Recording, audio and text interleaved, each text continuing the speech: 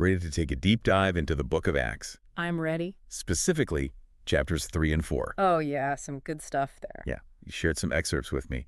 And we're going to unpack why this is such a significant part of early Christianity.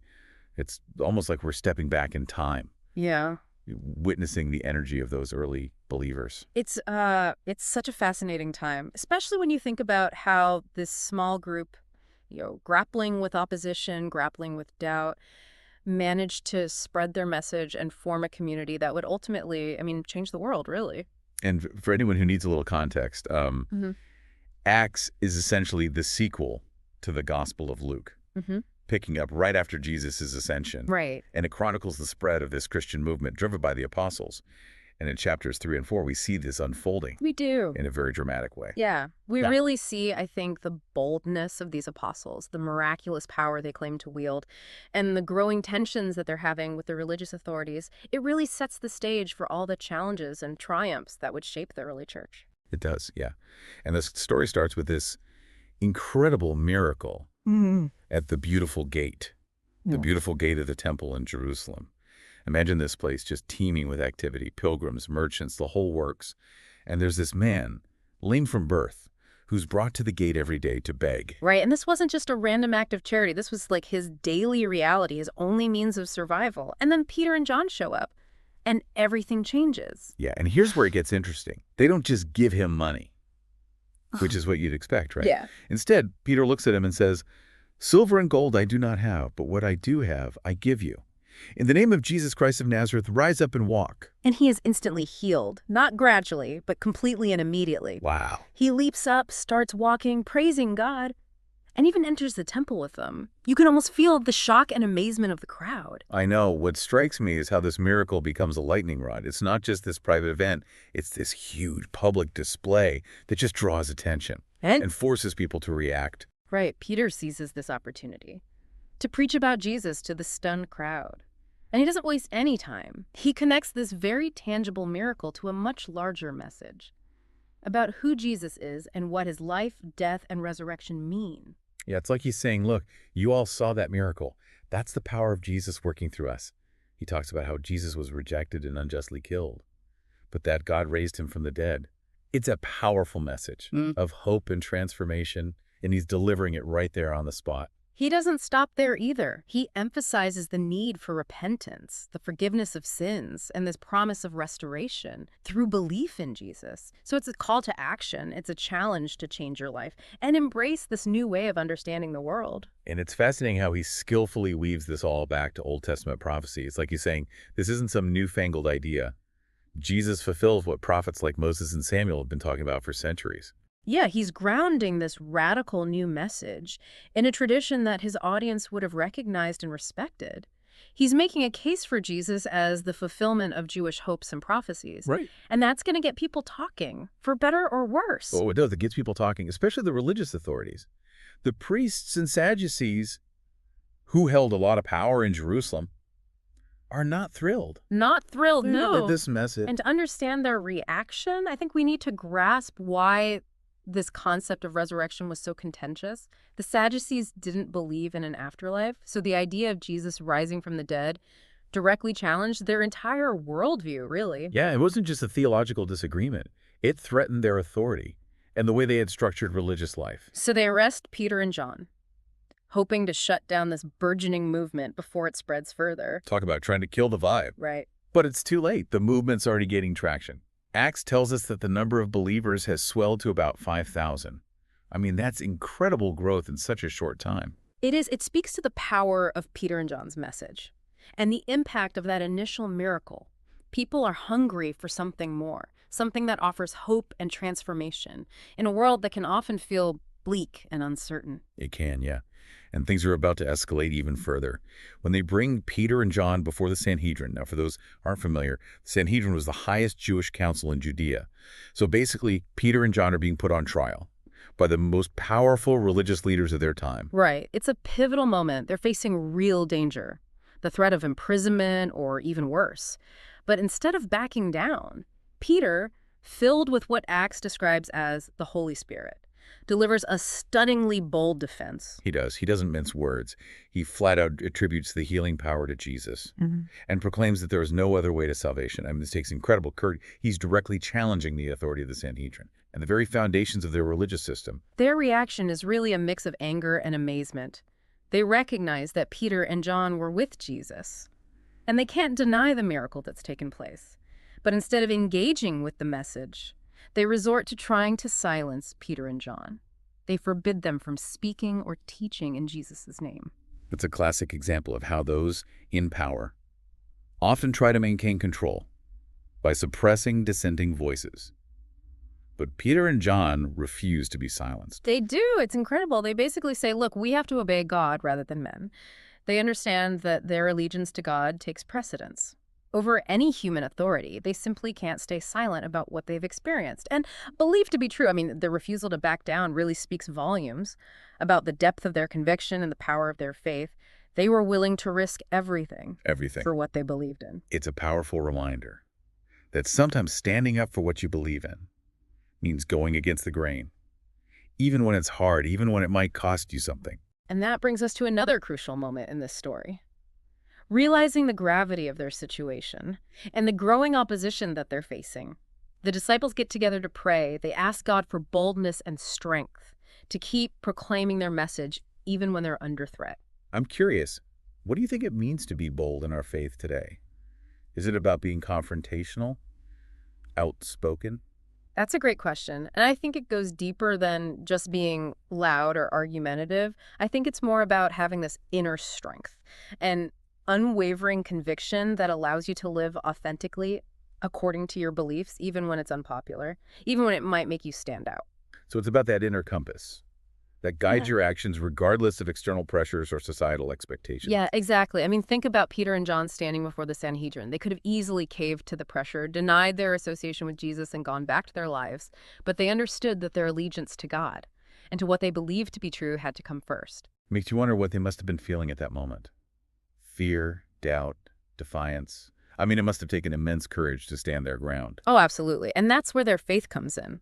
Their boldness wasn't rooted in arrogance or pride, but in a deep trust in God and a commitment to their mission. Remember, they told the Sanhedrin, "We cannot but speak the things which we have seen and heard." It was this deep-seated conviction that fueled their courage. And it wasn't just about speaking out. Their actions also reflected this deep commitment to their faith. We see it in how they responded to the threat of the Sanhedrin, but also in how they built this community of sharing and support. Right. That's a key point that often gets overlooked. The early Christians weren't just preaching about love and compassion, they were leaving it out in very tangible ways. They were. They shared their possessions, cared for the poor and the sick, and welcomed new converts into their community with open arms. It was a radical departure from the social norms of the time, and it drew people in. You've touched on this idea of radical generosity. Can you expand on what that looked like in the early church? Sure, Acts gives us some specific examples, like Barnabas, a Levite who sold a piece of land that he owned and donated the entire proceeds to the apostles to distribute among those in need. And this wasn't just a one-off act of charity, it was a way of life. They saw their resources as belonging to the community, not just to themselves. What strikes me is how countercultural that is, Right. even today. I mean, we live in a society that often values individualism and material possessions. Above all else, this idea of communal living and radical sharing feels almost utopian. It does, doesn't it? But it also challenges us to think about how we live our own lives and how we interact with those around us. I mean, what would happen if we took this idea of radical generosity seriously? How could we apply it in our own families, communities, and workplaces? It's easy to get caught up in the mindset of scarcity, right? To focus on accumulating more for ourselves. But the early Christians seem to have operated from a completely different paradigm. Yes, they seem to understand that true abundance comes not from what we possess, but from how we share what we have. And that generosity extends beyond material possessions. It's about sharing our time, our talents, our compassion, and our love with others. But let's be honest, this isn't always easy, is it? No. It requires a conscious effort, a willingness to step outside of our comfort zones and go against the grain of what our culture often tells us. You're absolutely right. It takes practice, and it definitely takes courage. But I think that's where the power of community comes in. We don't have to do this alone. We can support each other, learn from each other, and hold each other accountable. That sense of belonging, of being part of something bigger than yourself must have been incredibly empowering for the early Christians, especially when they were facing opposition and persecution. Absolutely. They understood that they were stronger together than they were apart, and their unity wasn't just about social gatherings or shared meals.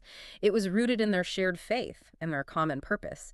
They were all striving to live out the teachings of Jesus and spread his message of love and hope, even in a world that didn't always embrace them. Their story makes me wonder, what are some practical ways that we can cultivate that sense of community and shared purpose in our own lives? It's easy to feel isolated and disconnected in today's world. It is a challenge, but I think there's a lot we can do. I think it starts with seeking out like-minded people, finding those who share our values and passions. It could be through a local church, a volunteer organization, a book club, or even just a group of friends who are committed to supporting each other on this journey. It's about creating those spaces where we can be vulnerable, share our struggles, and encourage each other to grow. And it's about remembering that we're not just individuals, striving for personal fulfillment. We're part of something much bigger than ourselves. We have a responsibility to care for each other, to build a more just and compassionate world, and to live out our faith in ways that make a real difference. That's a powerful reminder. The early Christians weren't just concerned with their own salvation. They were actively engaged in making the world a better place. Their example challenges us to think about how we can do the same. What are the injustices that break our hearts? What are the needs in our communities that we can help address? How can we use our gifts and talents to make a positive impact? It's a call to action, isn't it? It is. The reminder that faith isn't just about believing.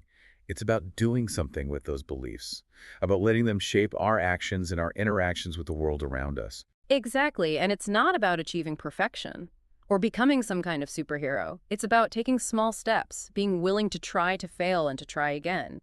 It's about showing up, even when it's hard, and trusting that even our smallest efforts can ripple out and create positive change. It's about embracing that messy, beautiful journey of faith and allowing it to transform not just our own lives, but the lives of those around us.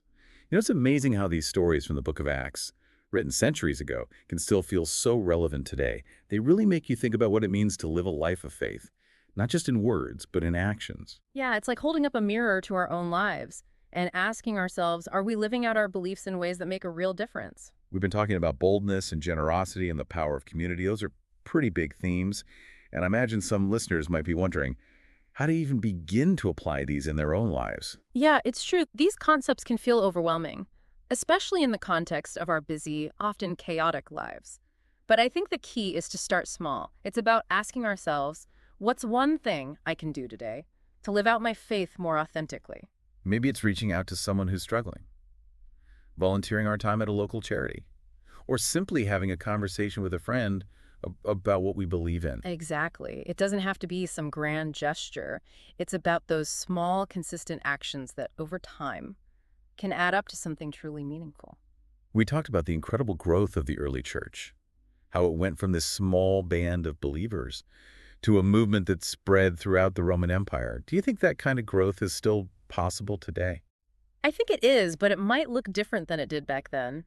It's not necessarily about converting masses of people or building megachurches. It's about living out our faith in ways that are authentic and compelling, in ways that draw people in, because they see something different, something hopeful, something that speaks to the deepest longings of their hearts. So it's about being a light in the darkness, about radiating those values of love, compassion, and generosity that we've been talking about. Precisely, and I think that's something that resonates with people from all walks of life.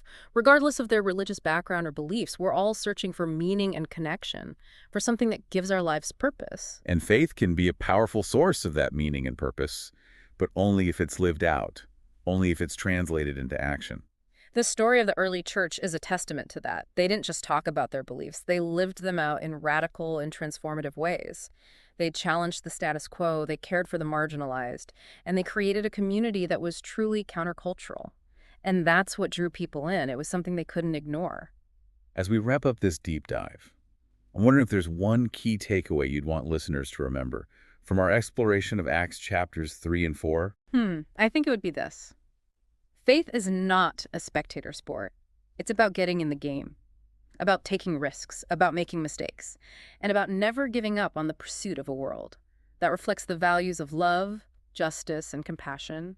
It's about embracing that journey of faith, Mm. with all its challenges and triumphs, and allowing it to shape us into the people we were meant to be. It's about being willing to step out in faith, to be generous, to build community, and to trust that God will be with us every step of the way. Thanks for joining us on this deep dive into the book of Acts. We hope it sparks some new insights and inspired you to live out your faith in bold and beautiful ways.